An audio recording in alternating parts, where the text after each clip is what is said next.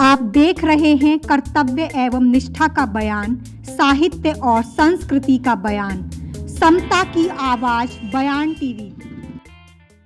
जय भीम साथियों, मैं साक्षी गौतम और आज मैं यहाँ बनारस हिंदू विश्वविद्यालय पर हूँ। यहाँ पर संत शिरोमणि रविदास जी की जयंती और डॉक्टर रूपचंद गौतम द्वारा लिखित पुस्तक अम्बेडकर जनसंचार के 9 भाग का विमोचन किया जा रहा है। विमोचन KN उडुप्पा ऑडिटोरियम में किया जा रहा है। आइए आपको दिखाती हूँ झलकियाँ। गेट से ही गौतम बुद्ध और रविदास माननीय कांशीराम डॉक्टर भीमराव आम्बेडकर के पोस्टर देखे जा सकते हैं। यहाँ पर पूरा का पूरा पंचशील और जय भीम के जो झंडे हैं वो भी देखे जा सकते हैं।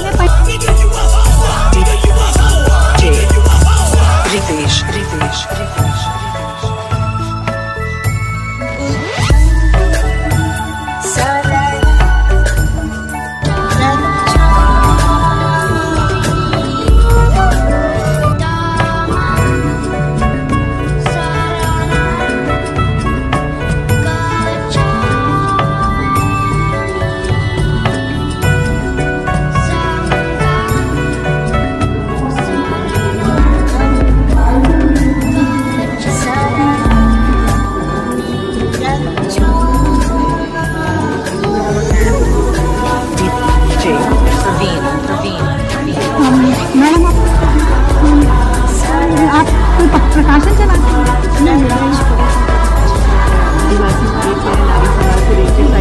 बेचती हूँ 80 पे मेरी डेली बुक स्टॉल लगती है और BHU में कोई भी कार्यक्रम होता है तो मैं इसी तरह से लगाती हूँ। कितनी अब तक स्टॉल लगा चुकी हैं? मैम BHU के अंदर तो मुझे लग रहा है 3 साल में मैंने 100 स्टॉल करीब लगा ली होगी और 80 पे मेरे रोज़ शाम को लगता है 4 to 8। क्या आप प्रकाशन का भी काम करती हैं? नहीं, मेरा छापने का कोई काम नहीं है, मैं कलेक्ट करती हूँ। मेरी इतनी आर्थिक स्थिति नहीं कि मैं खुद से छाप सकूँ। चलिए, अच्छी बात है। महिला का इस तरीके से किताबों से जुड़ना बहुत अच्छी बात है। हाँ, नहीं मेरा तो खैर क्या जुड़ना, यहाँ के स्टूडेंट, यहाँ के स्टाफ मुझे बहुत सपोर्ट करते हैं और उन्हीं के उस पर मैं लगाती हूँ, वही लोग मुझे बुलाते हैं। यहाँ किस तरह की किताबें ज़्यादातर बेचती हैं? ज़्यादातर तो दलित साहित्य हमारा होता है, दलित साहित्य जो कि जनरली मार्केट में मिल नहीं पाता है, इसलिए स्टूडेंट्स मुझसे खरीदते भी बहुत है, तो ये मेरा अच्छा खासा व्यवसाय भी बन गया है। Thank you so much. Thank you ma'am.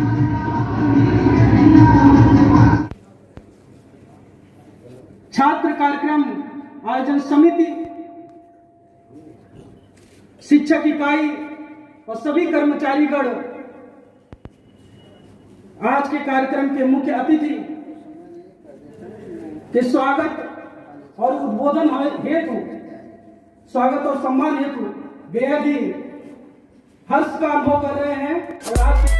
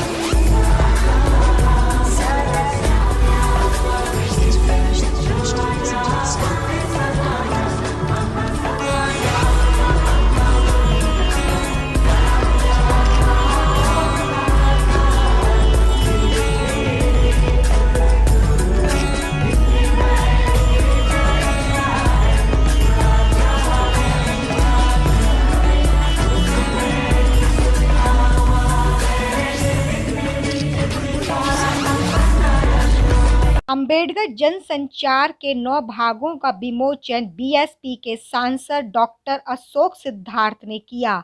इनके साथ अन्य गणमान्य व्यक्ति भी मौजूद थे।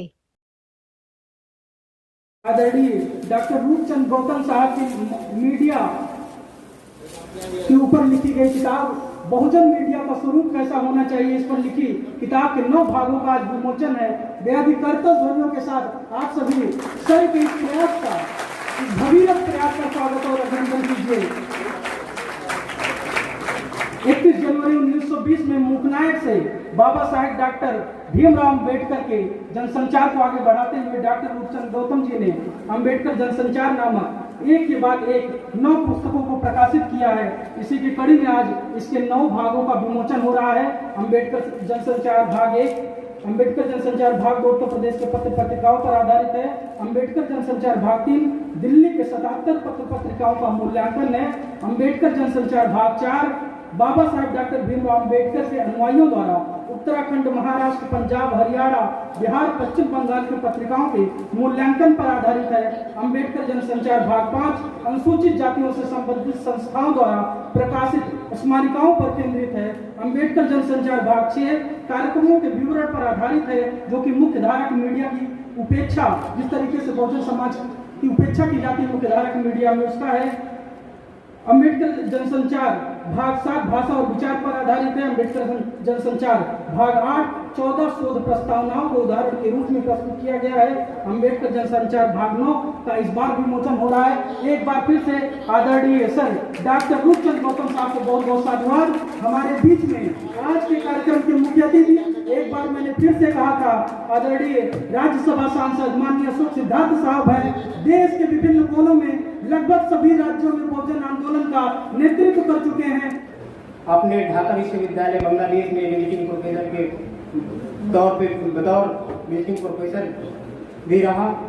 आपने अनेकों पुस्तकों की रचना की, जिनमें से कुछ प्रमुख 2 पुस्तकें शिवा इमेज ऑफ कंसूरियल पीरियड एवं श्रमण ट्रेडिशन एवं संत रैदास। वर्तमान में आप राजीव गांधी साउथ कैंपस कासिम विश्वविद्यालय के वोकेशनल कोर्स के कोऑर्डिनेटर और आज के अध्यक्ष महोदय प्रोफेसर महेश्वर प्रसाद अहिरवार सर से निवेदन करते हैं कि सर आए और अपने अध्यक्षीय भाषण रखें। प्रोफेसर महेश्वर प्रसाद अहिरवार।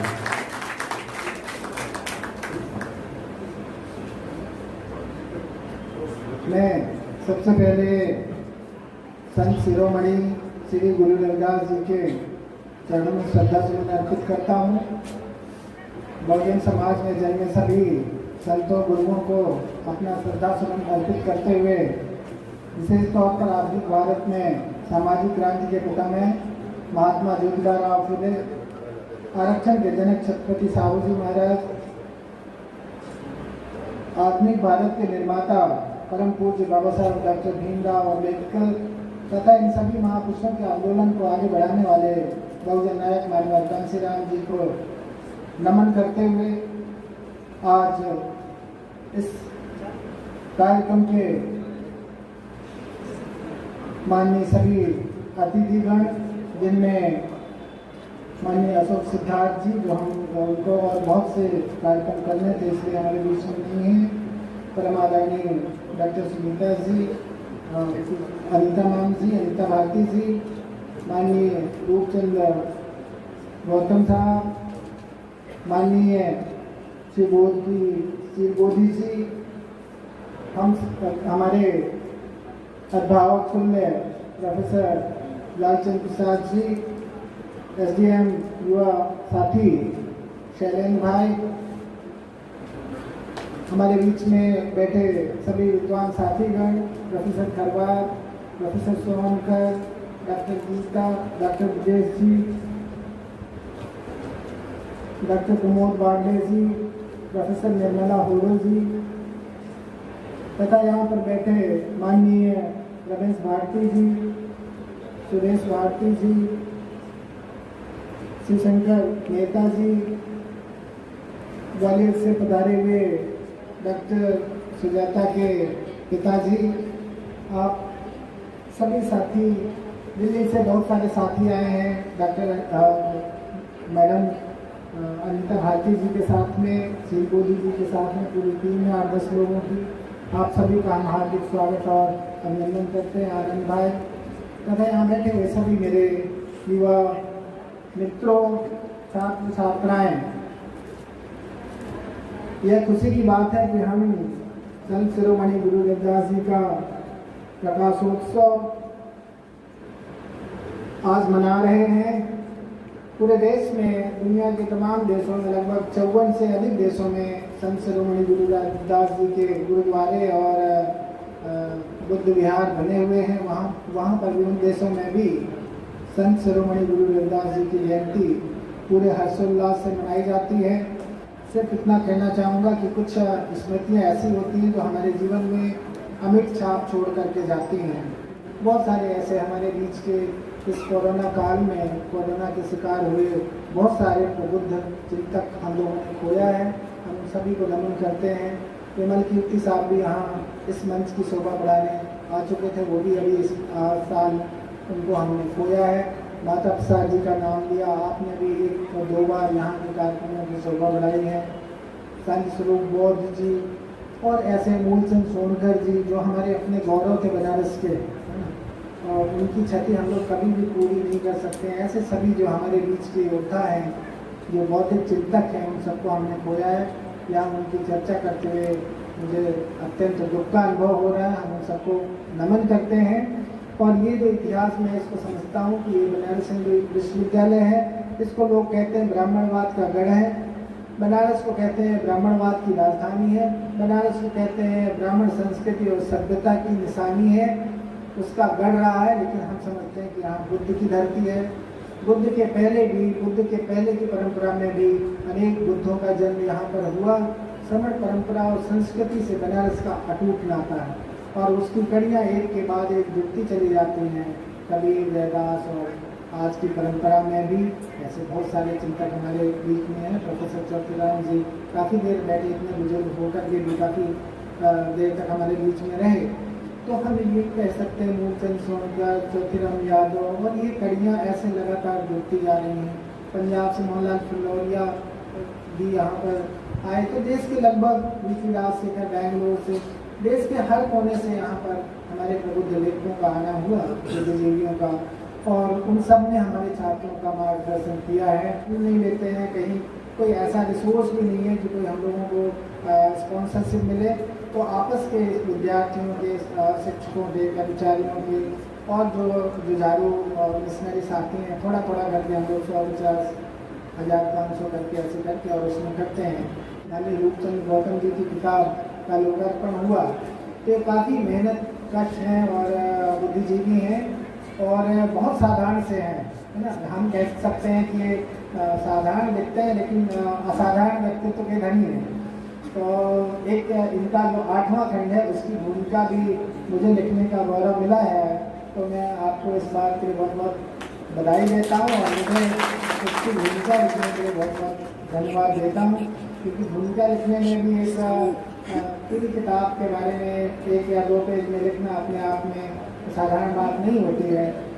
तो उस दौर की कठिनाइयों को मैं आप से समझ सकता हूँ। और उनकी बेटी साथ में आई है, जो एक टीवी का है, बयान टीवी, साक्षी जी, ये अभी युवा हैं और ये हर कार्यक्रमों में आपको देश के कहीं भी चली जाएंगी और ऐसे रिकॉर्डिंग करती है और छोटे छोटे क्लिप बना कर बहुत बेहतरीन तरीके से उसको प्रस्तुत करती हैं। और बयान टीवी के नाम से आप उसको डायल करेंगे तो सारा इनका मटेरियल मिल जाएगा। तो उसको आप शेयर भी कर सकते हैं, सुन सकते हैं और सीख भी सकते हैं कि आप साक्षी की तरह भी इस तरह के जो अपने चैनल्स हैं, फेसबुक है या और दूसरा जो सोशल मीडिया का माध्यम है, उसको एक बड़ा पैनल और वो एक प्लेटफॉर्म की तरह बना सकते हैं। ऐसे तो ऐसे बहुत सी प्रतिभाएं हमारे बीच में हैं, आप लोग भी ऐसा कर सकते हैं। तो ये कुछ बातें हैं जो हम लोग बहुत साधारण तौर पर देखते हैं। ये इस तरह के कार्यक्रमों की उपलब्धि आपके कंधों पर है। यदि आप यहाँ से कुछ सीखते हैं और अपने जीवन में यहाँ सुनी हुई बातों को कुछ उतारते हैं, तो मैं समझता हूँ महापुरुषों के प्रति वही सच्ची श्रद्धांजलि होती। इस अवसर पर अंबेडकर जन संचार के लेखक डॉक्टर रूपचंद गौतम कहते हैं, आयोजकों को धन्यवाद और मंच पर बैठे और मंच के सामने सभी को मेरा जय हिंद। बिना औपचारिकता पूरे करते हुए मैं अपनी बात रख रहा हूँ। अंबेडकर जनसंचार में जो किताब मैंने की है वो स्वामी अच्युतानंद के अखबार से लेकर अब तक की यात्रा है। ये यात्रा मुझे इसलिए करनी पड़ी तो मैं Indira Gandhi tribal national university Amarkantak में प्रोफेसर था मास कम्युनिकेशन का। और doctor B.R. Ambedkar Delhi university का एक कॉलेज है, वहां मैंने 16 साल मैंने ये पत्रकारिता पढ़ाई। पूरा विवरण में देख कहूं तो पत्रकारिता के इतिहास में कहीं भी दलित समाज के पत्रकारों का जिक्र नहीं है। एक बात मैं और विशेष रूप से इसमें ये कह सकता हूँ, मुंशी हरिप्रसाद की जो भांजी थी अल्मोड़ा वाली लक्ष्मी देवी टमटा, वो 1935 में अखबार की संपादक होती है और बाद में एक ब्राह्मण के साथ में शादी कर लेती है। उसके बाद भी उस महिला का पत्रकारिता के जिक्र में नाम नहीं लिया जाता है। इस बनारस से पत्रकारिता का इतिहास शुरू होता है तो हिंदू धर्म की संस्कृति भी शुरू होती है, लेकिन यहाँ के लिए पत्रकारिता के इतिहास जब देखते हैं किसी भी पत्रकार का जिक्र नहीं है। अंत में मुझे ये खुद निर्णय लेना पड़ा कि मैं इस काम को करूंगा और मैं इंदिरा गांधी ट्राइबल यूनिवर्सिटी से अपना त्याग पत्र लेकर के मैं चलाया अपनी लड़की को लेकर। ऐसी जगह मैं नौकरी नहीं करूंगा, इसलिए नहीं करूंगा कि वह पत्रकारिता डिपार्टमेंट में मैं सीनियर आदमी था और वह सिलेबस कमेटी में मुझे नहीं रखा गया। तो ये सबसे बड़ी विडंबना थी, जब सीनियर आदमी मैं होते हुए और मुझे पत्रकारिता डिपार्टमेंट में यानी उसकी सिलेबस कमेटी में मुझे नहीं रख रहे। और पत्रकारिता की आदिवासी की बात होती है, आदिवासी से नाम से यूनिवर्सिटी है, आदिवासी पत्रकारिता का नाम है, वहाँ कोई उसका जिक्र भी नहीं है। वाइस चांसलर से लेकर के और निम्न तक के प्रोफेसरों को आदिवासी पत्रकारिता का कोई ABCD का पता नहीं है, ये मैं दावे के साथ कह सकता हूँ। अभी मेरी ये किताब भी इसमें जुड़ी है, आदिवासी पत्रकारिता। 150 साल का इतिहास मेरे आदिवासी पत्रकारिता का दिया है। और मेरे साथ में हमारे अग्रज प्रोफेसर चौथी राम जी और प्रोफेसर प्रसाद जी बैठे हुए हैं। दिल्ली से के अलावा पूरे देश में करीब 45 सेंट्रल यूनिवर्सिटियां हैं। किसी भी यूनिवर्सिटी में दलित समाज का पत्रकारिता विभाग का कोई प्रोफेसर नहीं है। ये बड़े अफसोस की बात है, जो अभी एसडीएम साहब कह रहे थे। और दो बात और बीच में आई है, इसमें इतिहास नहीं है। हमने इतिहास बनाया है पत्रकारिता का, उन्हें मजबूर हो जाना पड़ेगा मेरी किताब को पढ़ने के लिए।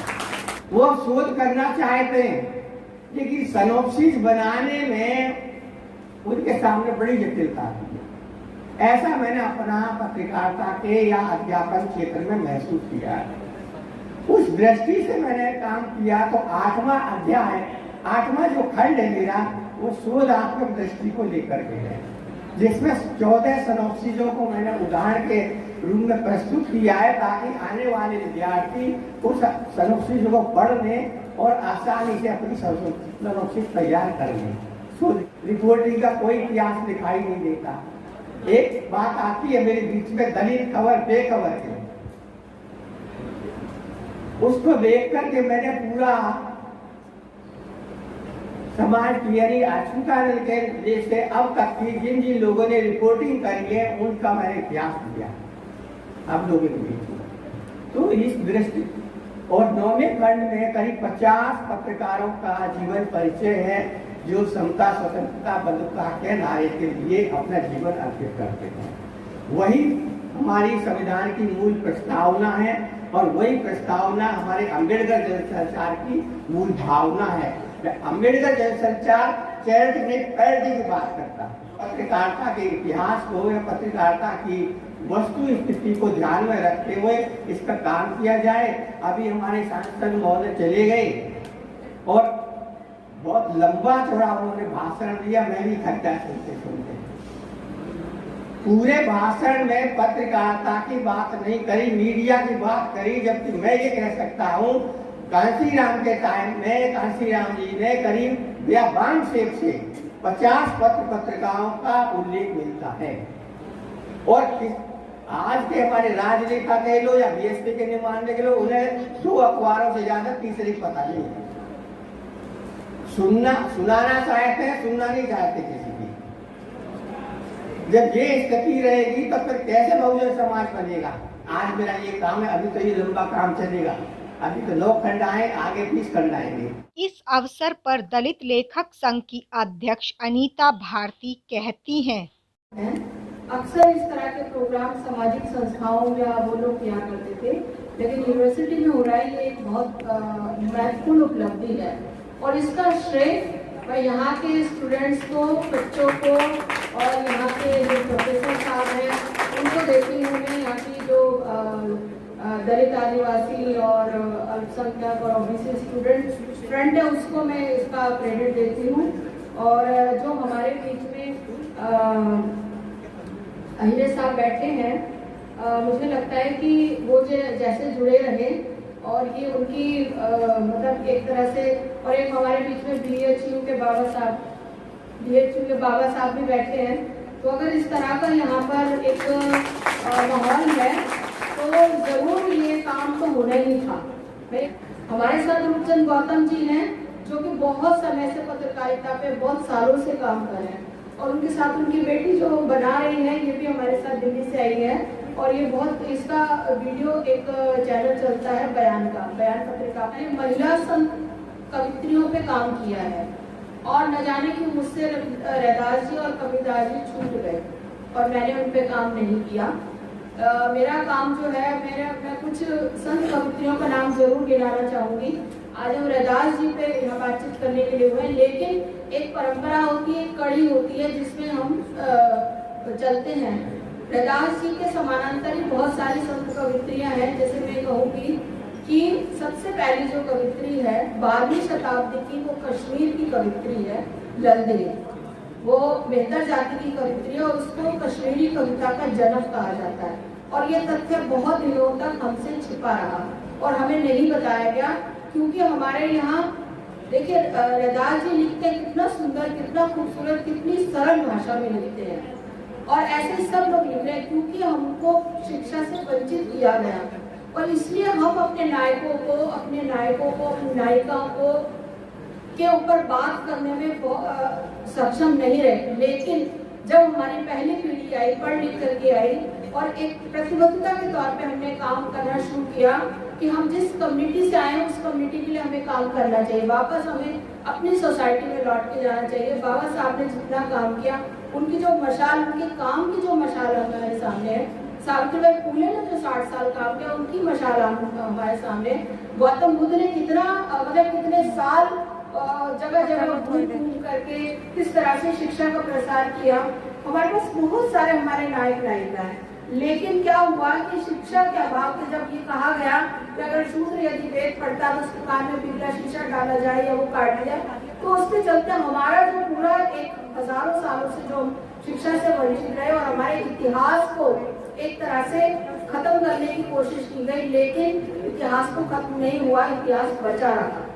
और मुझे लगता है जितना भी थोड़ा बहुत इतिहास बचा रहा और इतिहास उसको ढूंढने के साथ अब नए इतिहास लिखने की तैयारी है।